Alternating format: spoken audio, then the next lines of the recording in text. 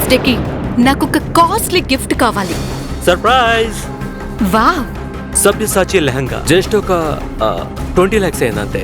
Oh my God! అఖిల, ఈ lehenga duplicate. ఇలాంటివి local మార్కెట్లో 5-6 వేలకు దొరుకుతాయి. రే బికారి ఆగక్కడ.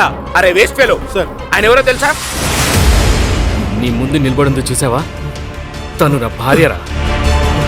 నువ్వు తనకి ఎంత దూరంగా ఉంటే నీకంత మంచిది. సవ్యసాచి నుంచి అర్జెంటుగా నాకు ఒక లెహంగా కావాలి. దాని కాస్ట్ మినిమం ₹1,00,00,000 అయి ఉండాలి. అఖిలకి ఎందుకు సాగర్ మీద కొంచెం అనుమానం వచ్చింది. సార్, ఈరోజు ఒక స్పెషల్ పర్సన్తో మీకు మీటింగ్ అరేంజ్ చేశాను. ఇది ₹200 కోట్ల డీల్ సార్.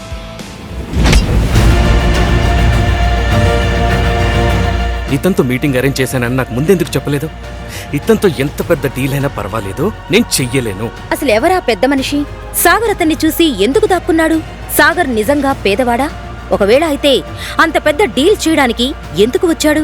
సాగర్ ఒకవేళ కోటీశ్వరుడైతే మరి పనివాడిలా అత్తారింట్లో ఎందుకుంటున్నాడు? సాగర్ గురించిన నిజం అఖిలకు తెలిస్తే ఏం జరగనుంది? అసలు సాగర్ పెళ్లి అఖిలతో ఎందుకు జరిగింది? ఈ ప్రశ్నలన్నింటికీ సమాధానం తెలుసుకోవాలంటే ఇప్పుడే డౌన్లోడ్ చేసుకోండి పాకెట్ FM.